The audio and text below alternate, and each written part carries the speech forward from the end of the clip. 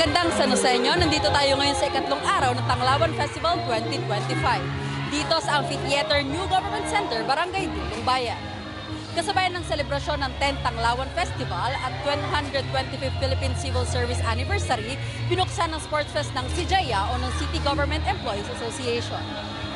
Formal lang binuksan ang taunang Sports Fest ng mga kawani ng pamahalaan lungsod ng San Jose del Monte sa ikatlong araw ng Tanglawan Festival 2025. Hinati sa apat na kupunan ng mga tanggapan, ito ay ang Green Warriors, Pink Panthers, Red Team at Orange the Crushers. Sa pangunguna ng mga city officials na nagsilbing team leaders at department heads naman bilang cluster leaders, pumarada suot ang kanilang mga kulay mga kawani sa pag-uumpisa ng programa.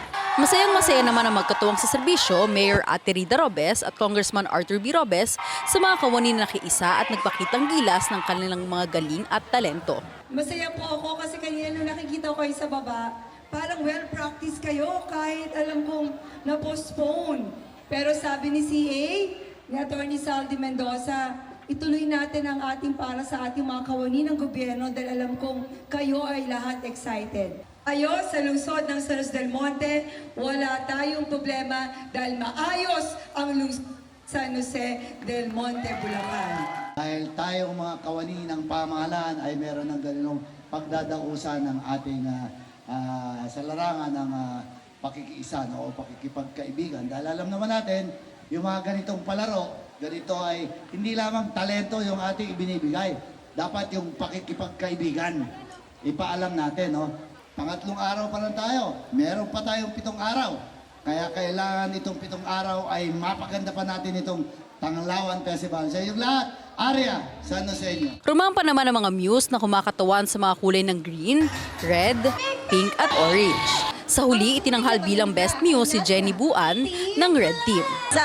Actually po, hindi ko talaga in-expect na mananalo. Kasi ano lang pinilit lang talaga nila akong maging muse lang.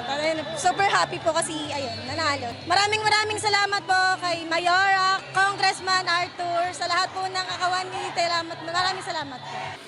Tampok sa opening ang Bleachers Cheer Dance Competition na kauna-unahang beses na ginawa ng mga empleyado ng city government.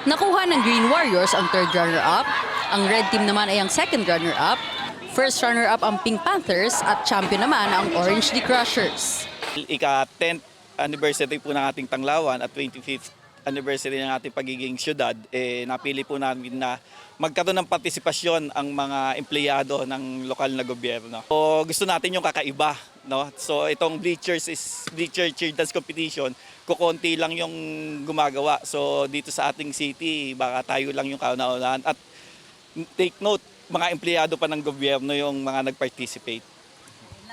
Dito pinakikita natin yung unity ng ating mga empleyado, yung light-heartedness ng ating mga empleyado kasi kailangan natin hindi puro trabaho lang din, no? Kasabay ng liwanag na binibigay ng Tanglawan, pinakikita rin natin yung kagandahan ng kalooban ng mga empleyado through sportsmanship. Ako, nagpapasalamat ako sa mga empleyado natin dahil lagi natin silang kasama sa kahit anumang event, activities ng ating pamahalaan. Kaya sa inyo lahat, sa ating po mga tiga San Jose del Monte, pakisa po kayo dito sa aming pagdiriwang ng Tanglawan Festival.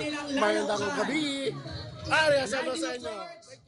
Thank you! At yan muna ang latest mula dito sa Amphitheater New Government Center, Barangay Dulong Bayan. Para sa Balitang San Joseño Special Coverage ng Lawan Festival 2025, ako si Sha Refugio Pasion, Public Information Office. At yan ang mga kaganapan at detalyeng dapat alam mo sa San Joseño. Para sa napapanahong balita at impormasyon, doble aksyon at solusyon, mag-subscribe na sa mga official social media pages ng pamahalaang lungsod ng San Jose del Monte, Bulacan. Maraming salamat, Arya San Joseño.